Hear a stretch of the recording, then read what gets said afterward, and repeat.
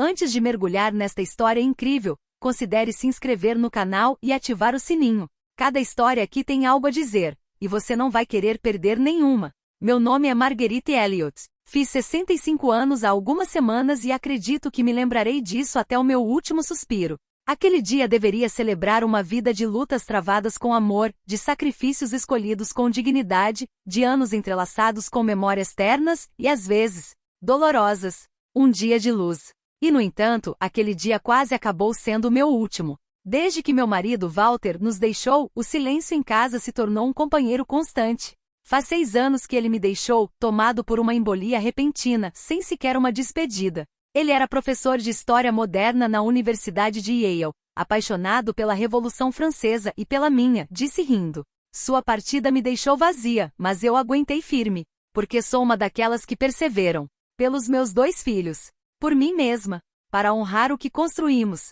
Nossa casa em Fairfield é um refúgio de paz, uma casa de tijolos vermelhos com persianas verdes, exalando o aconchego de um lar forjado por décadas de cumplicidade. O jardim é meu reino. Eu mesma cuido dele, aparando as cercas vivas com uma paciência que nunca tive para discussões e plantando as roseiras que Walter tanto amava. Em cada cômodo há vestígios dele, seus livros, seus cadernos rabiscados, sua poltrona favorita perto da janela saliente. E então há a cozinha, o coração pulsante desta casa. Ainda asso pão lá todos os sábados de manhã, por hábito. O cheiro de fermento natural quente e canela permeia as paredes, assim como as lembranças permeiam meu coração. Este ano, Julien, meu filho mais velho, insistiu em organizar minha festa de aniversário.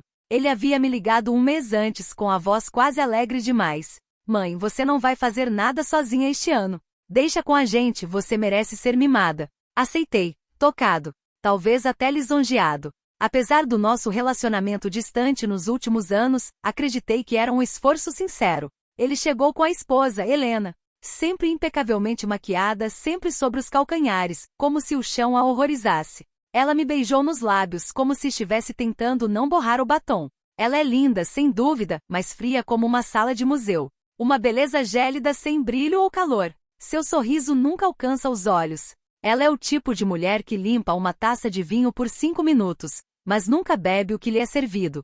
Michel, meu filho mais novo, chegou depois. Com ele tudo é mais simples, mais autêntico. Ele não fala muito, mas seu olhar diz tudo. Trouxe suas 2 filhas, Lucie e Anais, que correram em minha direção como se estivessem se refugiando. Elas me abraçaram com uma espontaneidade que quase me fez chorar. A festa aconteceu na varanda decorada com lanternas penduradas, balões dourados e flores frescas. Uma toalha de mesa branca adornava a mesa grande. Velas perfumadas espalhavam um aroma de baunilha e lavanda. Foi lindo. Perfeito demais. Havia algo silencioso, quase congelado no ar, como um cenário. Então Julien colocou uma caixa à minha frente, delicadamente embrulhada em papel marfim acetinado, amarrada com uma fita cor de vinho. Ele tinha aquele sorriso que eu não gostava nele, o tipo que esconde alguma coisa. É um vinho raro, mãe. Um vinho italiano. Você merece o melhor. Agradeci. Nunca fui um grande apreciador de vinho, mas aprecio gestos atenciosos, especialmente quando vem de Julien, que costuma ser tão distante. A garrafa era estranha, sem rótulo oficial, apenas um adesivo escrito à mão, ligeiramente torto, vermelho de Veneza. Isso me intrigou. Você conhece essa área? Perguntei. Na verdade não, mas me disseram que é excepcional. Aparentemente pouquíssimas garrafas são colocadas em circulação. Ele disse isso com um orgulho um pouco forçado, como se quisesse me vender uma mentira bem embrulhada. Então ele insistiu que eu experimentasse imediatamente. Eu queria esperar pela sobremesa, mas ele se levantou, tirou um saca-rolhas do bolso do paletó, um detalhe curioso, e abriu a garrafa com gestos quase cerimoniosos. Ele serviu o vinho numa taça de cristal vermelho intenso, quase preto. Um cheiro estranho exalava dela. Algo azedo, terroso. Levei o copo aos lábios. Um gole, só um. O gosto, amargo metálico. Como cobre. Um gosto que permaneceu comigo, mesmo depois de eu ter parado. Meu estômago se contraiu de leve. Mas sorri para não estragar o momento. Isso é original, eu disse. Ninguém mais quis experimentar. Julien fingiu que preferia champanhe. Helena recusou com um simples aceno de cabeça. Michel se virou para mim com um olhar preocupado. E eu já sentia algo falso flutuando no ar. 2 horas depois, a festa se aproximava lentamente do fim. Os convidados começavam a ir embora, deixando para trás vozes abafadas e risos discretos. A varanda, antes iluminada e animada, agora parecia envolta em uma suave melancolia, um silêncio quase opressivo. Sentei-me numa poltrona perto da mesa, tentando organizar meus pensamentos, quando de repente senti uma opressão surda no peito. Meu coração começou a bater cada vez mais rápido, como se estivesse tentando escapar das minhas costelas. Um calor estranho me invadiu, e então um frio glacial percorreu minha espinha. Minha cabeça começou a girar, a sala começou a tremer diante dos meus olhos. O rosto borrado de Michel se aproximou, preocupado, mas eu não conseguia mais vê-lo com clareza. Os sons ficaram distantes, abafados como se filtrados por uma névoa espessa. Levantei-me, buscando apoio, mas minhas pernas se recusaram a me sustentar. O chão cedeu sob meus pés, e a última coisa de que me lembro antes de perder a consciência foi o rosto em pânico de Michel tentando me segurar. Acordei 2 dias depois em um quarto de hospital banhado por uma luz fria e artificial. O cheiro de antisséptico ardia em minhas narinas. Minha cabeça estava pesada e dolorida, e cada movimento exigia um esforço imenso. Uma enfermeira com um sorriso gentil aproximou-se da minha cama, pegou minha mão com uma delicadeza quase maternal e sussurrou: "Senhora Elliot, a senhora teve muita sorte. O que aconteceu com a senhora poderia ter sido fatal." Olhei para ela incrédulo. "O que aconteceu comigo?" perguntei com a voz rouca. Ela hesitou por um momento, então cautelosamente: "Os testes mostraram a presença de uma substância tóxica no seu corpo. Uma toxina muito poderosa que ataca o coração." Fiquei hesitante por um momento, sem conseguir entender. "Intoxicação alimentar? Alergia?" Ela balançou a cabeça gentilmente. "Não, senhora. Não é algo encontrado em alimentos. É uma substância chamada digitalis." Essa palavra ecoou na minha cabeça como um toque de finados. Digitalina? Sim. É um veneno muito discreto, quase indetectável. Age lentamente no coração, causando distúrbios no ritmo cardíaco que podem ser fatais. Um nó se formou na minha garganta. Senti minhas mãos tremerem e minha respiração acelerar, apesar da minha fraqueza. Como isso aconteceu? A enfermeira desviou o olhar.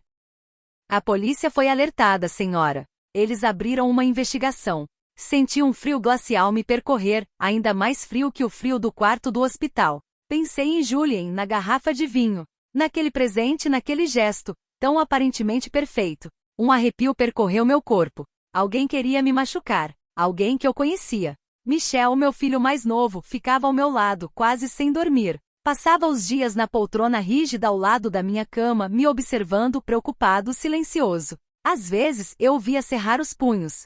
Outras vezes ele segurava minha mão como uma criança agarrada a uma verdade que não queria mais calar. 3 dias depois de eu acordar, quando os médicos finalmente estavam falando em me deixar ir para casa, ele olhou para baixo e me disse suavemente, quase relutantemente, com a voz embargada: "Mãe, tenho que te contar uma coisa." Olhei para ele, surpresa com a tensão em seu rosto. "Sobre Julien." Ele fez uma pausa.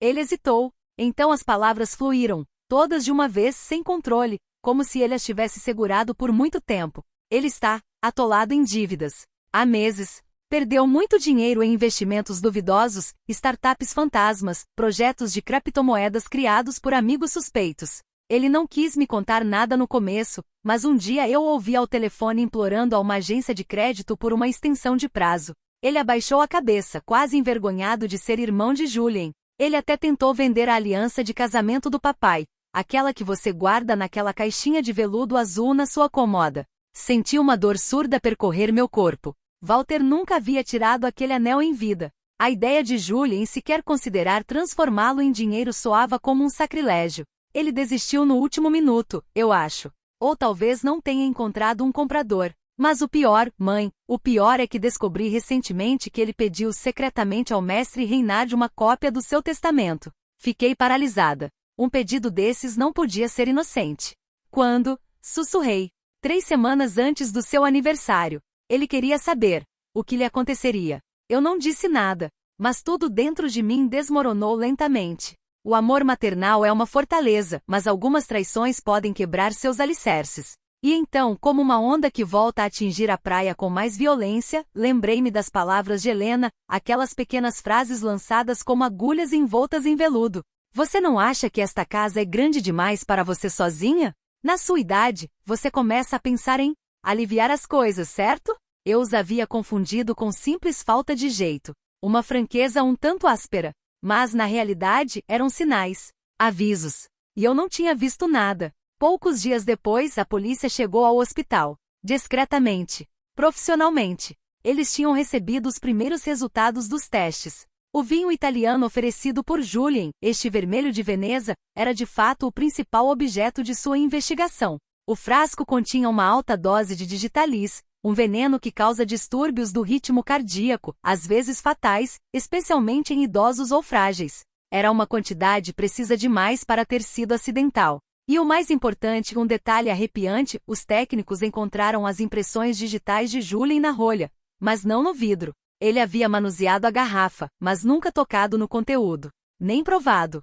Nem uma gota. Ele serviu o vinho com elegância, quase com orgulho. Mas não havia nada de inocente em seu gesto. Foi premeditado. Ao ouvir esse detalhe, uma imagem me veio à mente. Julien, alguns dias antes da festa, sozinho em um escritório ou cozinha, abrindo a garrafa, inserindo uma substância incolor e inodora e fechando-a cuidadosamente. A precisão de um homem motivado não pela raiva, mas pelo cálculo frio do que poderia realizar. E eu, sua mãe, me tornei um obstáculo. Um link simples para remover. Hoje cheguei em casa. A casa, embora familiar, parecia diferente. Mais pesada. Mais silenciosa. Como se as próprias paredes suportassem o peso do que eu acabará de passar. Cruzei a soleira pressionando a mão contra o batente, como se sentisse que tudo aquilo era real, que eu não havia simplesmente saído de um pesadelo. Fraca, mas viva, foi o que sussurrei em voz alta sozinha, diante do meu reflexo no espelho do corredor. Uma mulher magra e pálida com feições tensas, mas de pé. Eu ainda estava lá. No mesmo dia em que voltei, troquei todas as fechaduras. A da porta da frente, a do porão, a da garagem, até o portão. Não por medo físico, Julien não seria estúpido o suficiente para voltar ali agora, mas pela necessidade de recuperar meu espaço. De marcar uma fronteira clara entre o perigo do passado e a segurança recém-descoberta. Então tomei outra decisão, uma das mais dolorosas da minha vida. Mudei meu testamento. Liguei para o Maitre Reinhard, meu tabelião de longa data, um homem íntegro, discreto, quase paternal. Ele não fez nenhuma pergunta. Simplesmente me perguntou: "Tem certeza, senhora Elliot?" Não hesitei. Michel e suas duas filhas, Lucie e Anais, serão agora meus únicos herdeiros. Julien e Helena foram apagados para sempre, sem notas de rodapé, sem cláusulas reversíveis. Apenas um silêncio frio e oficial, que o substituirá em meu testamento. Apagada do meu coração também? Não exatamente. Porque a traição de uma criança nunca desaparece de verdade. Ela cria raízes, cava, permanece, como uma pedra no fundo do estômago que aprendemos a carregar, mas nunca digerimos. Meu advogado iniciou imediatamente um processo de emergência para bloquear todo o acesso de Julien à minha propriedade, incluindo minha casa, contas, objetos de valor e documentos. A investigação criminal, no entanto, continua. Julien nega tudo, é claro. Afirma que o vinho lhe foi dado por um colega e que nunca imaginou que seria adulterado. Ele desempenha o papel da indignação, da incompreensão, da criança traída por suspeitas injustas. Mas as evidências aumentam, frias e implacáveis. Item: suas impressões digitais na cortiça. Item: seu histórico de dívidas. Item: o pedido suspeito do testamento. Item: sua ausência total de impressões digitais no vidro. Item: e o mais importante, a quantidade exata de veneno encontrado, impossível de explicar por qualquer coincidência. Cada peça do quebra-cabeça se encaixa, e a imagem que surge não é a de um filho amoroso, mas a de um homem desesperado, pronto para sacrificar o sangue que o nutriu para aliviar suas dívidas. Alguns dizem que a traição faz parte da vida. Acredito que a traição de uma criança é uma morte lenta, discreta, mas irreversível. Não é uma facada. É um veneno, na verdade. Um veneno que age suavemente, que faz você duvidar do seu amor, do seu papel de mãe, da sua capacidade de enxergar com clareza. Dei a Julien meus anos, meus braços cansados, meus conselhos, meu perdão, meu teto e até, muitas vezes, minha paciência quando ele não a merecia mais. E ele me ofereceu uma taça de vinho. Uma taça de despedida. Uma despedida sem palavras. Hoje não choro mais. Chorei todas as lágrimas que uma mãe pode derramar. Tudo o que me resta é a vontade de seguir em frente. De reconstruir, aos poucos. Cuido do jardim todas as manhãs, mesmo com as mãos tremendo. Retomo minhas aulas de história na universidade local, diante de uma dúzia de alunos curiosos, às vezes desatentos, mas respeitosos. Às vezes, rio quando minhas netas vêm me contar suas histórias bobas. Respiro mais profundamente do que antes. e não espero mais nada de ninguém. Mas acima de tudo, não confio mais cegamente. Eu olho, eu escuto, eu sinto. Mantenho uma parte de mim em segundo plano. Não por medo, mas por experiência. Pois aprendi uma verdade cruel, que só a vida pode ensinar com tanta brutalidade. Às vezes, o pior perigo não vem de estranhos. Vem daqueles que te chamam de mãe, com um sorriso no rosto e veneno na mão.